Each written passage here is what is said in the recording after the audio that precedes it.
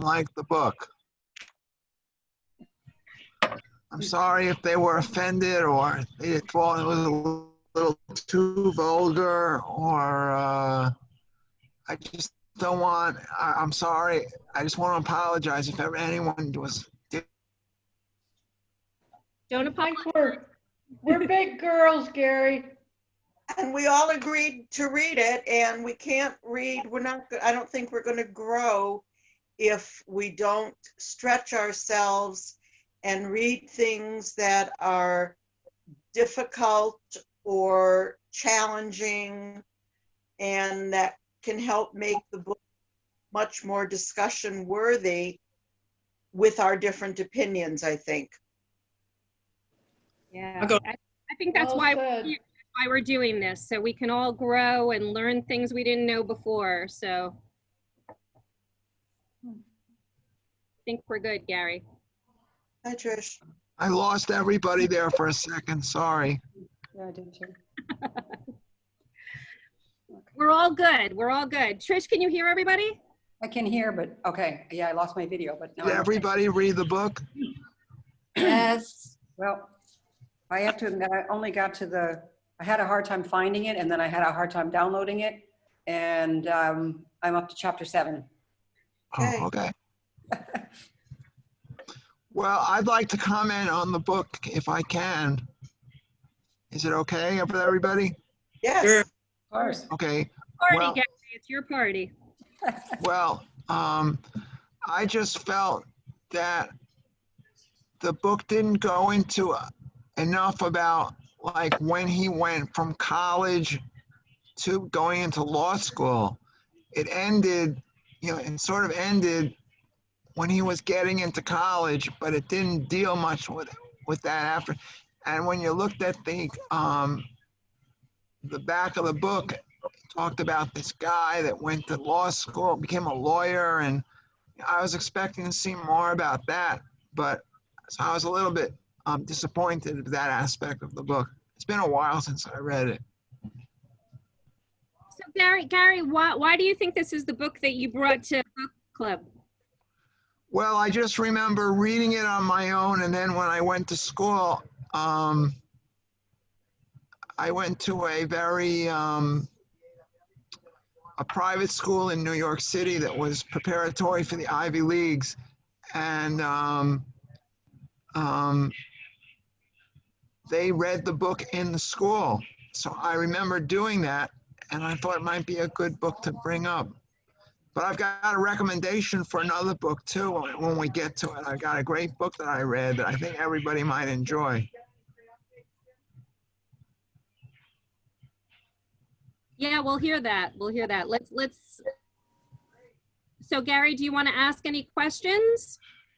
Well, of all the questions that they submitted for review, the question that I thought I would most like to hear everybody comment on is, why do you think that Claude Brown made it as far as he did, whereas all the other people didn't? I'd like to hear everybody comment on that.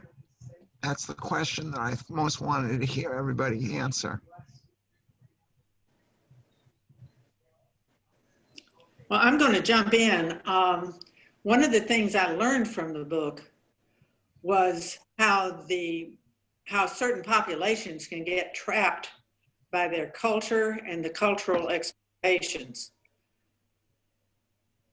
He seemed to have some sort of different insight that he was following the path of those that went before him, and it seemed normal and natural. But then it started to feel like it wasn't the right thing to do for him. Now, what made that difference, I don't know. Does anybody know? I think it's such an interesting question. And last night when we were sort of talking about the book a lot, we've been talking about this book a lot. It's pretty interesting.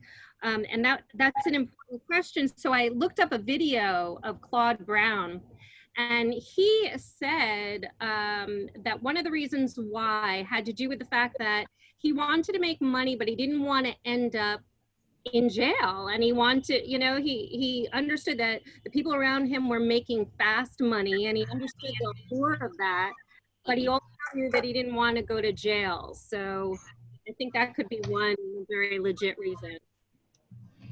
I'm only getting to the point right now where he's going to school again. And I haven't finished the book, but I got the feeling he was bored by the drug dealing and the games. He'd done it for so many years, he didn't really see any new challenges. That makes sense. I think also when he came to the realization, which was in question number 4, about a sign of maturity, 2 things happened during one of his stays when he was locked up. Was he saw something different, hi Eva, and someone else saw something in him and talked to him as a person rather than as this, degenerate juvenile delinquent who was never going to accomplish anything. And I think one of the biggest things that he began to realize that this is all fun and games until you turn 18. And then it's not fun and games anymore. And it's not juvenile lockup, Right. It's adult prison. Right. And when you start combining that with the fact that, yes, he was already learning when he left Harlem and moved to the village that he could make money at least one other way than criminally. Oh, maybe let's see. He was lucky enough to either have the exposure, have the experiences, have the conversations to realize I can do something else and be something else. And it was a 1 in a million shot for the luck of the draw. Mm-hmm. Another thing that he said in the interview, and they say it in the book several times, is one of the reasons why he didn't go into heroin, I guess it was heroin, was because he had such a bad experience. Other people around him were having great highs. He had this horrible experience where he actually says he thought he was going to die. So it turned him off. Yeah, that was, they had a good build up on the heroin, the horse. And at the beginning I felt like, okay, maybe he's gonna go this book may go that way and it's just gonna be some real bad times. But it's weird how he cut left and just didn't do that. And so that was like also another 1 in a million luck of the draw too, I think. I like to look at things like it was because of God, because I don't know how, I'm not sure exactly how that plays into it exactly. Well, I mean, I think it plays into it exactly the way it happened, because I think that nothing happens unless God wants it to happen. And I think that he got as far as he did because in some way he was being blessed by God for something that he did. I'm not sure exactly how to put what it was that he did, but I think that had something to do with it. That's the way I look at it. Mm-hmm. And then early on when he was, I guess he was 14, and there was the administrator in the juvie who was a great role model to him. I always think that maybe it's God for some people. I think role models make us step up, and push us to be better than who we are sometimes. And sometimes even if they're not right in our face, they're in the corner of our brain reminding us to do more, be better. So maybe it was God, maybe it was a role model, maybe it just came from within. I think that's really amazing when it comes from within. Yeah. Hold on a second.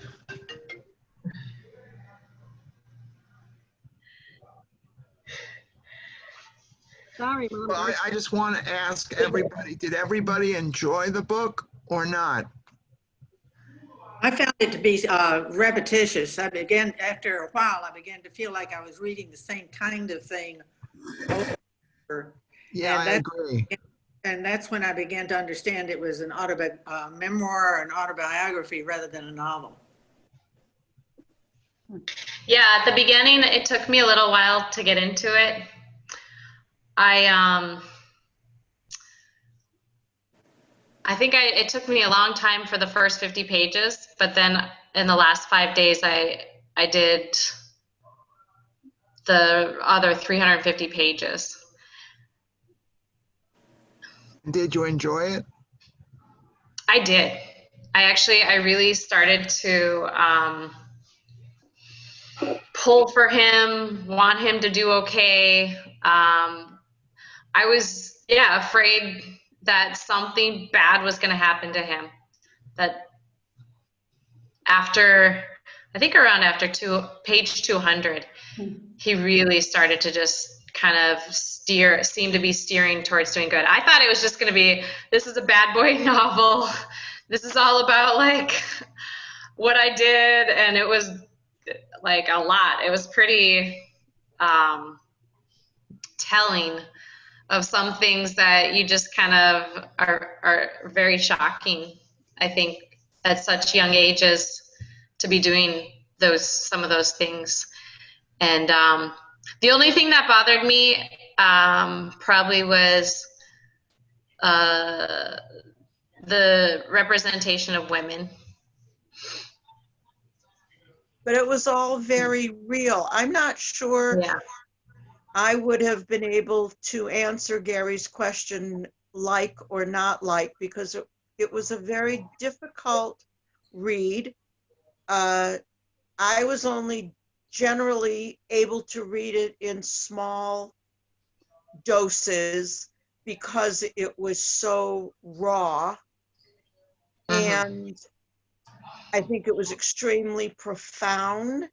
I think it's very, very thought-provoking and eye-opening, because I know I had no experiences like he had, so I had to concentrate more. It wasn't an easy read in that way either. And had this been a novel, I absolutely would not have read it because it was so raw and rough and demeaning. But this was his reality. This was not only his reality in his life, but this was a whole spectrum across the culture of the area and the times. And for that, I had to respect it as hard as it was to read it. Did everybody learn like Eve did about the culture and the times? Was that informational to everybody? Yeah, that was huge. I think I didn't realize it would have been so much in the 40s and the 50s. It was really fast times. I didn't expect it to be so much with the sex and the drugs at such young ages,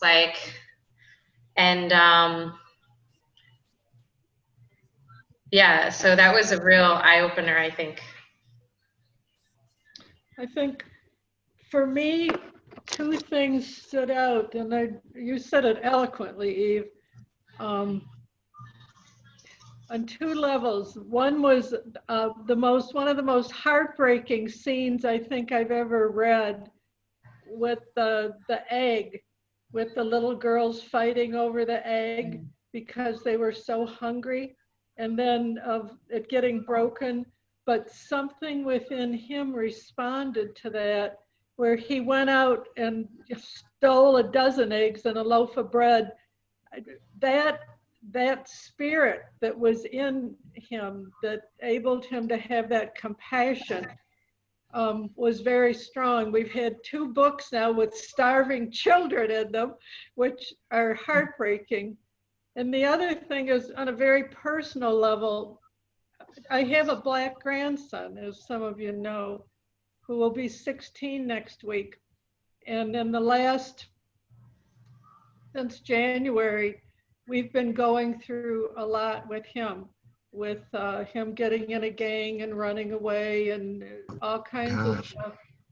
And I see this, some of the, you ask yourself what motivates kids, and you know about nature and nurture and all this stuff, but how strong the pull of the friends or the contemporaries is.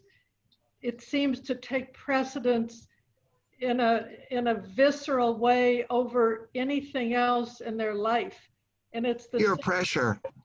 Well, yeah, it's more than that. It's something very deep and really, I mean, this was how many years ago, and it's still very much there in Miami today as it is in many other places. Yeah. Yeah. Like even yesterday, there's an Amber Alert for a 10-year-old girl, and it's by where my warehouse, I'm at my warehouse right now, by Little Haiti. It's kind of by there where she was taken. She's 10. I have a 10-year-old. They found her. They did find her. Oh, they did. Okay. Okay. But it just like makes me think of the book too, like. Yeah. Like, it's scary how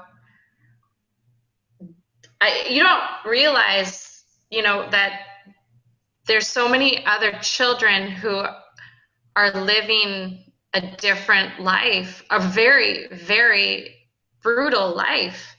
And even actually, that was like one of the last quotes. I didn't really pick out many quotes. Well, the one about having a boy too was a good one. When a white woman has a boy versus when a Black woman has a boy. Oh man, I think I already lost the other one. But there's a quote basically where I think it was Reno at the end talks about, I never had a childhood. Like I was never not scared of things, of life. I mean, people are lucky when you can say that you actually had a childhood in which you had happiness and joy about things. And I read a book about some people who decided to go off the grid, and they were the author was following 3 different people, and then one was a mixed couple, a Black and white couple from Detroit.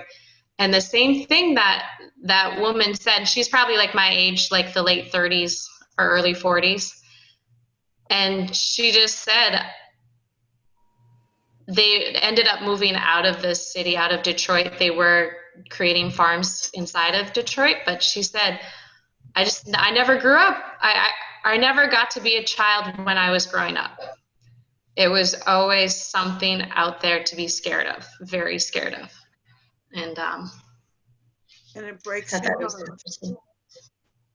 Mm-hmm. Speaking on to one of the things, piggybacking on something that Eva said, I think we've all read books about this first generation or even the second generation migrating to the north, to the industrial north from the rural south. But it was always adult focused, at least the books that I've read. This is the first one that I've read that focused on it from the kids' point of view, who came off of, let's say, a rural environment where they would have been kept busy in the daytime. Hard as the life was, they were kept busy with chores. They wouldn't have had like an immediate next door neighbor just a driveway away. So they didn't have other kids to get into mischief with different kinds of mischief. And now they were thrown into an area where their parents were also completely fish out of water. And these kids had no clue, no structure of this kind of city urban life. And they could, in fact, form, I guess, their own little daily families and find things to do and get into mischief and then trouble. And their parents were just as helpless. But I think that it was heartbreaking to realize that not only these kids never had a childhood, but yes, that there still are children who have never had a childhood. And I think we've all been so blessed that we can say we had a childhood. Did you like it, Eve? Well, I had said I'm not sure if it was a question of like or not like. I think it was such a worthy read. When I first started reading it, I was not happy with you for suggesting it and for us to all have agreed to it. But the more and more that I read it and that I learned from it, I am so glad that we've tackled this. And I use the word tackled because, again, it wasn't an easy read. And also just to add on to that, you know, I think I also wouldn't say I enjoyed it, but I felt as though I was in his shoes, living a life that was so remotely, vastly different from my own. And it really put us in there in the timeline. So there's not like a lot of looking back, and I'm an older person now, and this is what it was like then. The format started from, I guess, when he was about 12 and the gangs, and it's kind of shocking. I mean, I could see, Gary, you know, a young person reading this book who had never seen kind of life, really learning a lot. I learned an incredible amount in my old age. My birthday's tomorrow, by the way. So Happy birthday. Happy birthday.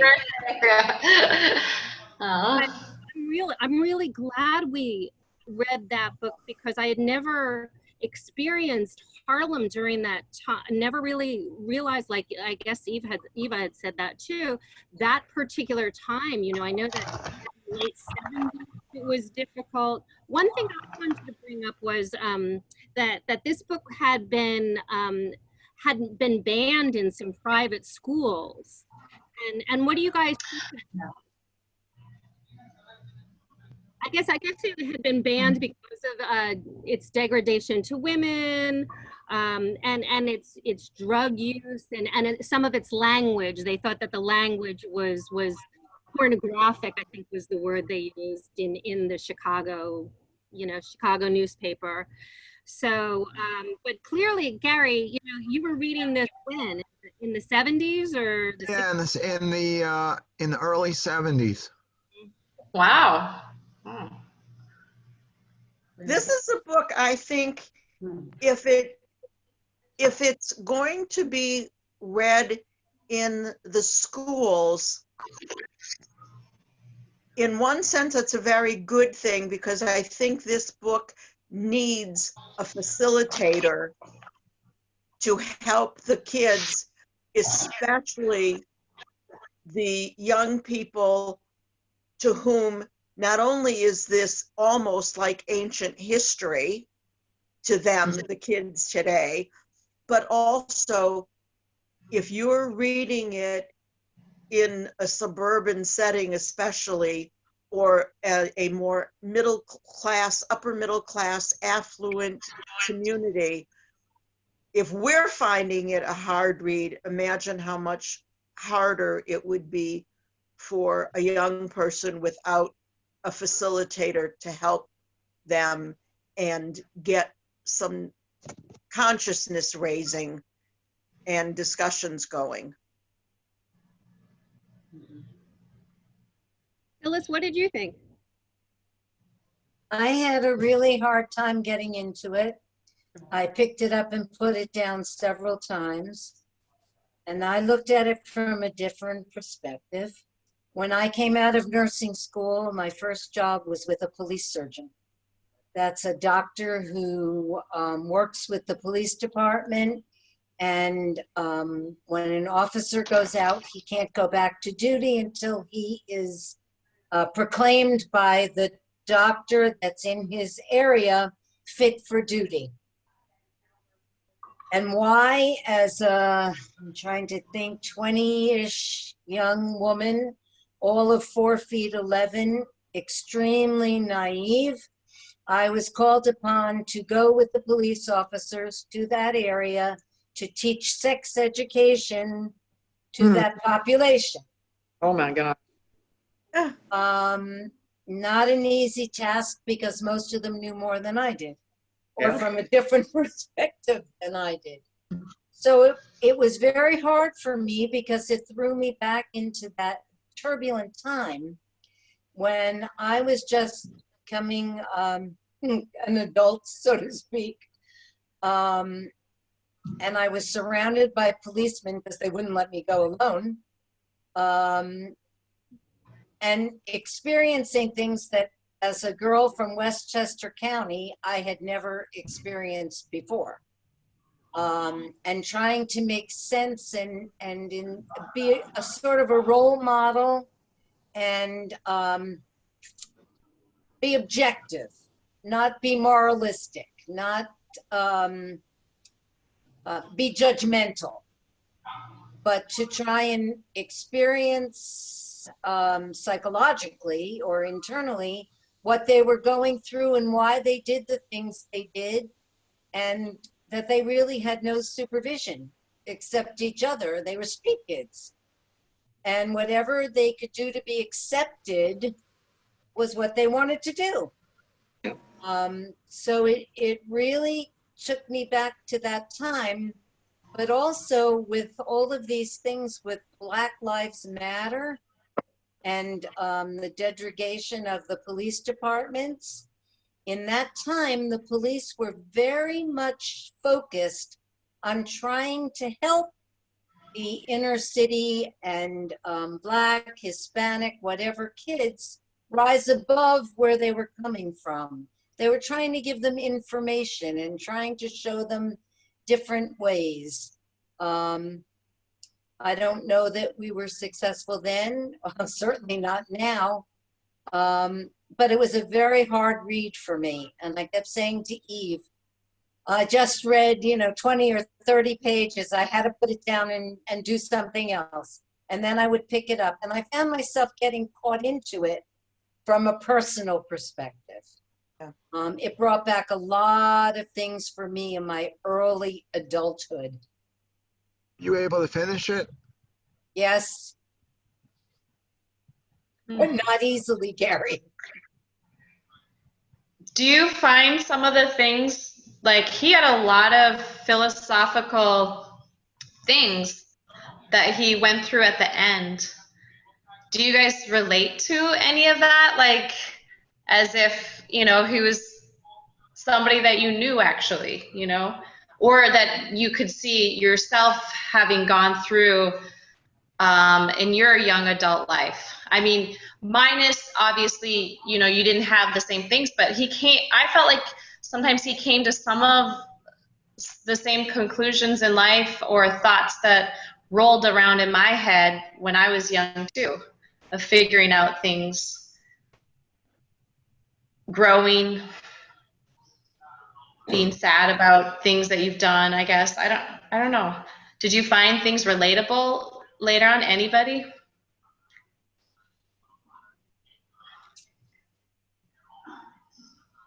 I think he was blessed to start having the religious conversations. He was blessed just being able to have some older people with different insights, different experiences to offer him, share with him, teach him, and listen back to him, that so many of, his other contemporaries didn't have or didn't take advantage of. It could go either way. And that's where I think, going back to what Lauren was saying about having a role model, having someone to learn from, that I don't know he would have been able to figure all this out on his own. We may want to be a little egotistical and say, well, I figured this out. But we also had the advantage of other people and just reading things. You learn so much from reading about other people's experiences that you can either relate to or learn from. And I think those things also had a big impact on him.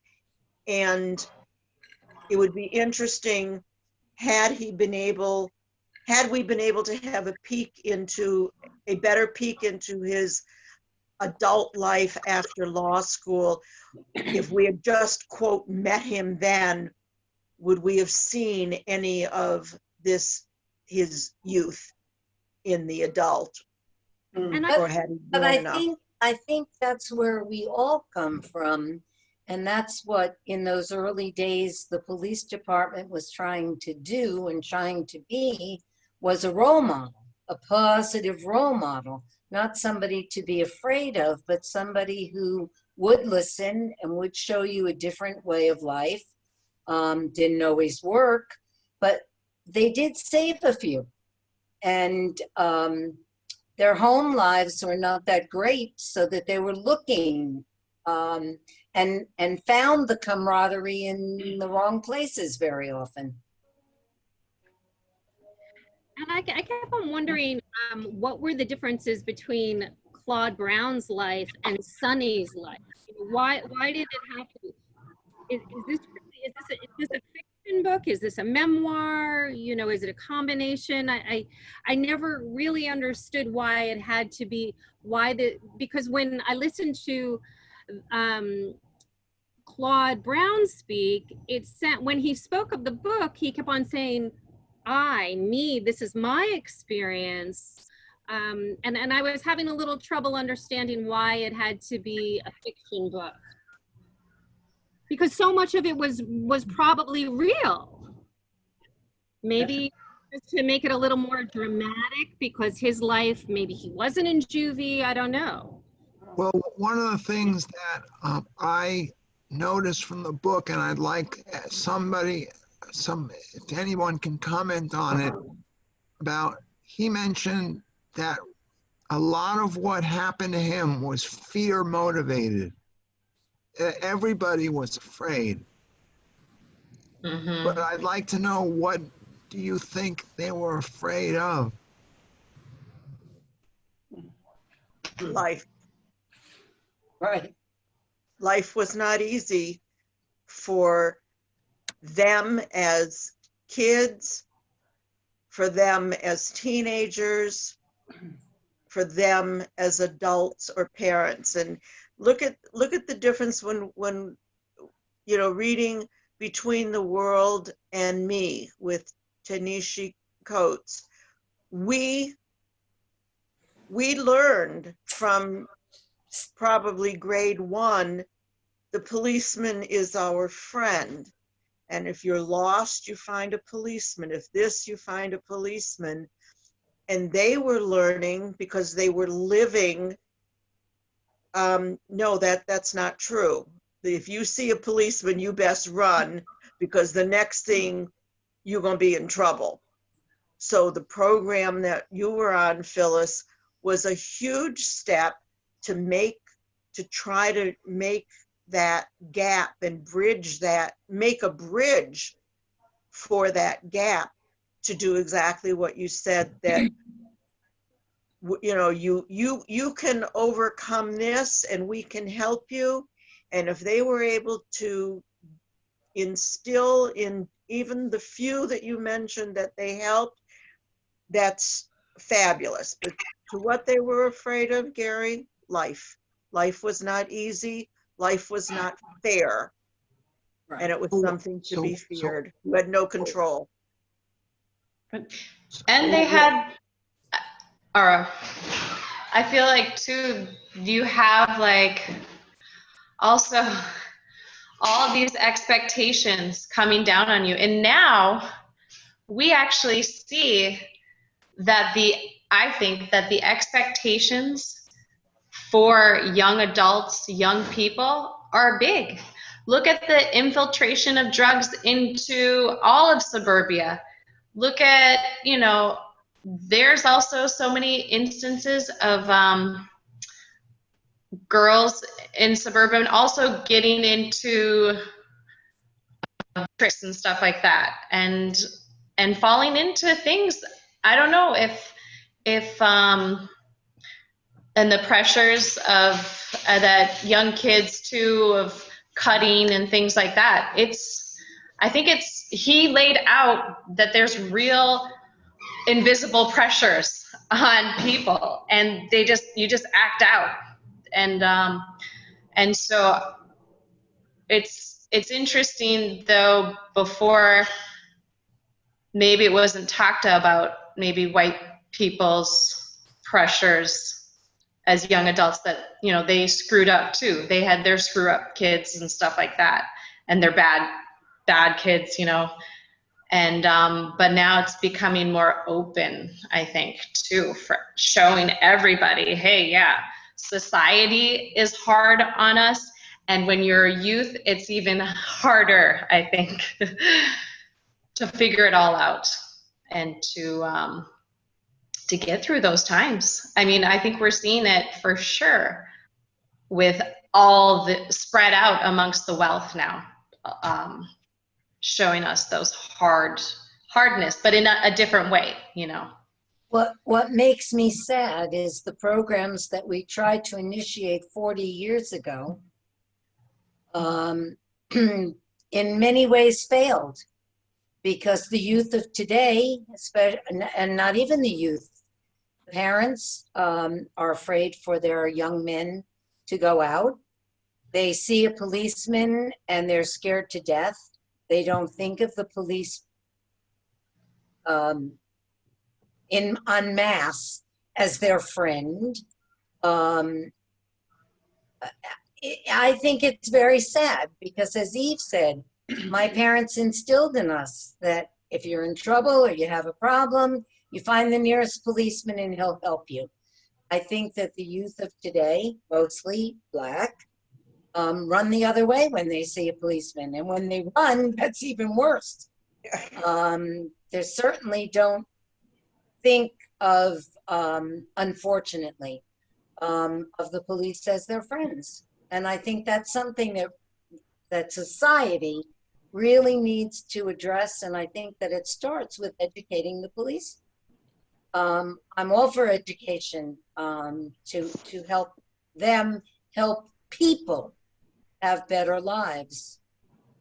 But at the same time, when he was really young, he was attracted to this life. There were other kids who were going to school and, you know, doing what they should do. His parents wanted him to be a good kid. And no matter what, he just seemed to have this character that he was attracted to crime, or always doing the quote unquote wrong thing. And, you know, is that a character defect? Why, you know, when they were crowds and they were gangs, but there were a lot of kids who weren't in those gangs and they came from the same economic backgrounds. So, you know, I guess I just don't understand, like, is that just, he was attracted to that because that's who his character was, versus the other kids? Or, you know, was there some other reason? You know, I saw, you know, I read, you know, the meanness and also his acceptance of other people, which I think helped him a lot, where he always thought no matter what color they were equal, and he would, you know, consider them friends, whatever, if they were stand-up people. But that was like the only thing positive about his young life. Everything else was about, well, eventually I'm going to be in jail because I'm going to do this, I'm going to kill people, I'm going to do drugs, I'm going to do this, I'm going to do that. And it was always, he went to school and he could have been a good student, but he didn't have enough character to be disciplined. So I don't know, does anyone have any comments about that? Well, I And my- liked his, well, he had his own explanation where he said, well, I would go steal because my parents didn't have any money. Like, I don't know if you remember that part. I thought it was kind of funny because he was like saying, well, I went and did that so that they didn't have to go spend money. And I went and, you know, saved you the time by not coming home so you wouldn't have to deal with me, kind of thing. And, but yeah, it was something, it's, you know how people often say, which I don't want to blanket it, but, you know, people often say, oh, you're lucky to not have boys, that energy, that strong energy. And it is sometimes like, they get in a pack. I think sometimes they get in packs and you want to one up. Like I personally, I was in a lot of sports and sometimes I wasn't like that, but I mean, I get that competitive feeling especially when I was younger. Like I really sometimes was super competitive and you want to one up other kids and you want to do like better and be stronger. And I think there was absolutely some good explanations about like, if you didn't do that crazy stuff, you could be the person who would have gotten picked on or majorly hurt, which we've seen that. Like, did you guys see the movie Moonlight that they filmed here in Miami? Yes. Yeah. And yeah, you know, you could have that life. So you kind of see, you know, like, what life do I want to live? And it's sad when you start out like that and then you've got to keep going. Sometimes, yeah, people, and you could think of it in your own life too, sometimes where you're like, maybe when you were younger, or maybe even sometimes now, where you feel like you have created this is who I am kind of thing, and you kind of live up to that. And it's scary, yeah, when you have to like really beef it up, you know. And it was such a good explanation of why are people going on drugs, so that they could just be a junkie and not have to deal with that, not have to deal with being the strong man, because who wants to really? He was right. Who really wants to do that? But you do it to get around when life is chaotic, I'm sure. And it takes really, really strong people to get out of something, of a life that's more chaotic, of a street life that's chaotic. It's so And it is like a 1 in a million shot.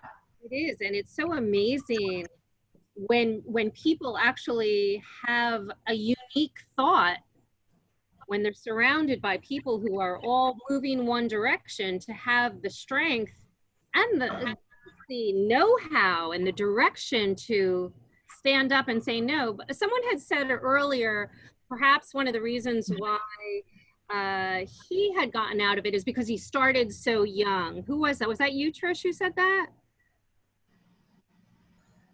Possibly. Had gone through a whole lifetime. By the time he was just 16, you know, he had already at 12 he had been in a gang, he had had sex at 12 or 13, had gone through juvie, drugs, you know, dealing, everything, and found his way out. So I thought it was inspiring. Mm-hmm.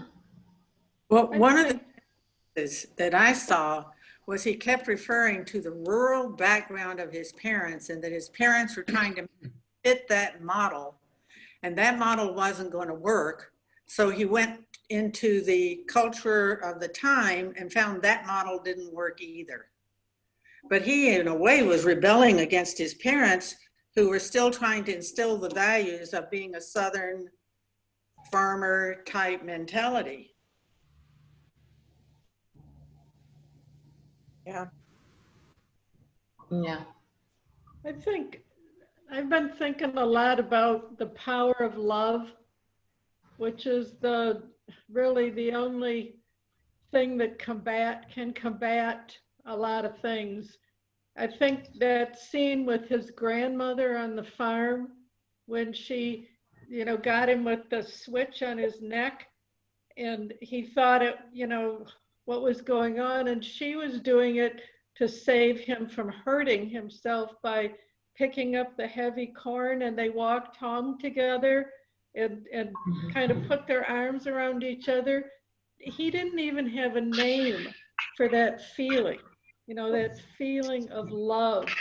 But it was there.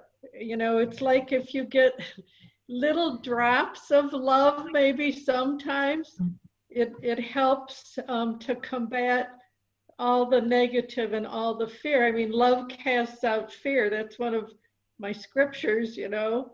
And the parents, his parents in their own way thought they were being loving, even with the beatings and the yellings and the everything, that they cared. They just had no way to express that caring. And it didn't come across as love.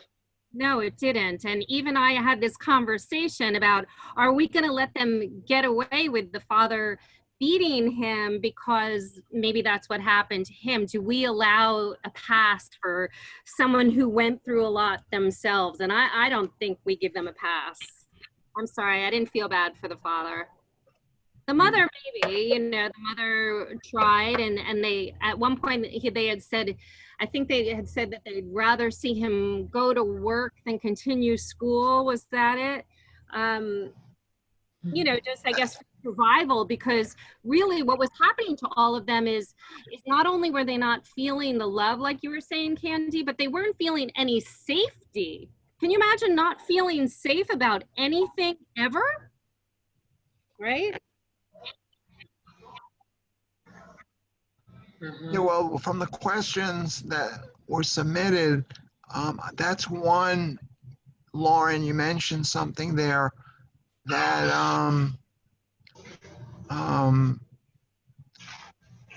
they wanted the kids to work instead of get an education, whereas today, when Obama was president, he made such an emphasis on education that I think today's kids would feel that they'd rather get an education than work in today's day and age.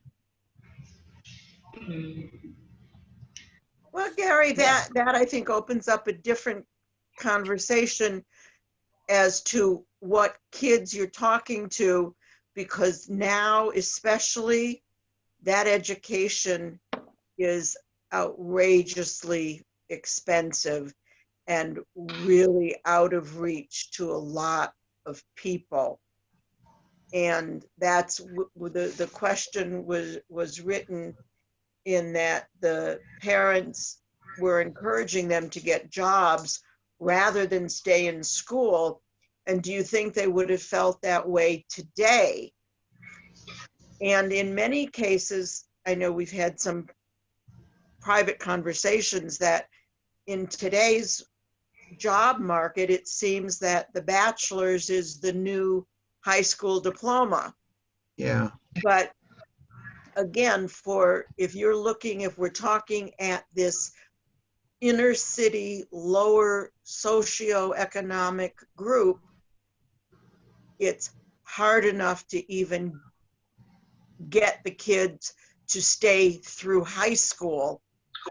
And no matter how much, even if you want that college education, it has to be more than a want. That has to be such a heartfelt need and a personal need, not even desire, to be able to work hard to get yourself through college. That I think that's one of the reasons why many places we're trying to get college education to be affordable, or perhaps within the public school systems at the tertiary level to be free, so that we can have more educated people. But it still has to be ingrained in you. If nobody in your family for the last 5 generations, if they made it through high school, was the biggest thing since sliced bread, then it's hard for you to even know that this is something that's a possibility for you.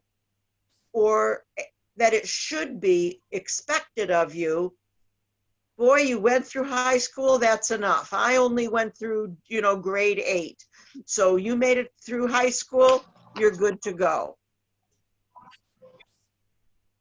When I was an assistant principal at Holmes Elementary, that was inner city, one of the teachers told me that in the Black culture, that they were like crabs in a sack, that when one looked like they were climbing out, the others would reach in and pull them back down. And that was a cultural thing that was really hard to overcome. And it was true even in what you might call middle-class Black culture, like the principal was a target from the teachers because she was being too successful. I could not understand that. That's not part of our culture. But it was interesting that was her perspective or her explanation of why people couldn't celebrate each other and couldn't be glad of somebody else's success. That was an eye-opener for me. Wow, Billy, there's a Bahamian song that the tagline is, "Dog only bark when the car is moving." So it's the same thing. If the car's just sitting there, everything's fine. You're not getting ahead. Nobody's going anywhere. We're fine. But as soon as you start taking that first step, yep. So I can absolutely understand what you're saying there. If I don't have it, I don't want you to have it and get better either. Right, exactly. Remember dream squashing too. Pimp wanted to be in the Air Force, remember? And that dream just got quashed, You can't even have a dream. Yeah. You're getting ahead of yourself. I just wanted to add to this is we're talking a lot about how the people within the culture, weren't aspiring, but I don't think we've talked a lot about how the outside culture was holding them down.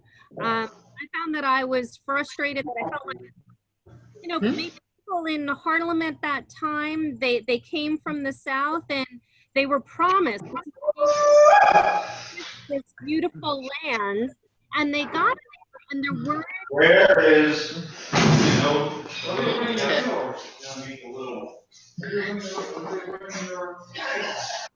Sorry. that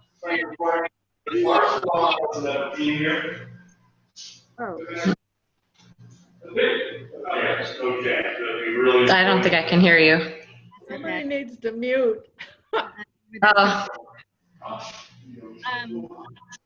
So from the outside, I felt like the government had all these people come from the South, all these Black people were coming and living in Harlem. This was an area that, maybe was less expensive and the people who owned the land, thought that they wanted to fill up all of their apartments because I think I had read that before that area had been more expensive and people used it as like weekend homes and stuff like that. And then people came up here wanting the promised land, right? Like the name of it. And then they didn't have enough opportunity. They had to stay right within these certain blocks. There wasn't enough opportunity there. And maybe I'm wrong on how I understand it, but I felt that the government and Phyllis, you're saying something I don't know about. I felt like possibly the cops were holding people down and kind of, allowing the people there not to improve themselves either. Maybe I understood it wrong. Well, you might have been right too, but there was also a book I read of different women, and I think most of you maybe have heard of it, that I don't remember who did it was like a Hull House in Chicago, which was kind of like a YMCA. Juliet Lowe. And yeah, because she did it after one in London. Yeah. But anyway, so yeah, when from the Black men came up from the South, and you would have thought that would have been a place that they would have been allowed to go because you could go read there, do library time kind of, and but they didn't allow them. So the only place that they could go was to the bar and have to spend their money that way, and then also do bad for their health, and then end up doing bad for their life. And it's like we don't realize the ramifications. I guess it's all coming out though now. Or, I mean, not all. It's continuing to purge out. Like it continues to resonate in my head between the world and me, in which it's like, how much more than 200 years of slavery, longer than this country has been a country. How many generations? That's 4 to 5 generations of people. You can't purge that out in 100 years of freedom, or 50 years, not even 50 years yet of civil rights. So it's continuing to regurgitate itself until it's fixed. And it's going to be a long time, I think. A long time. And a lot is needed for that. But it's like, yeah, when you see it, oh, it's fine now. Okay, well, yeah, we've decided that, like, we're going to be good to you. We're going to give you these opportunities. But it's kind of like too little, too late now. You know, I mean, some things are too little, too late. The things have had a lasting impact. When I went to college in North Dakota, there's a lot of problems of how the Native Americans have been treated. And yeah, there was free college tuition at that time, but not many people took that opportunity. And it's because it's very late. The damage is done, and it's done. There's been a lot of damage in a lot of communities. And I don't know where I'm going with this, but it's just about. You're sounding like, you know, kind of like the Debbie Downer, like we're not going to be able to get out of it. And I feel like right now people are having conversations that they need to have, and maybe we're in a better direction. I think Eva's right in that it's an evolution. Evolution takes time. You know, from when I was a child, the civil rights movement, Bill Cosby getting on some Sky show, he having his own comedy show, and then the things that happened to him. But gradually over time, if you're looking at it, on the other hand, it hasn't improved enough for enough people. Does that make sense? It's an evolutionary thing. And I think the conversations we're having about the Black Lives Matter, that this book by Claude, if you haven't seen the documentary, please do.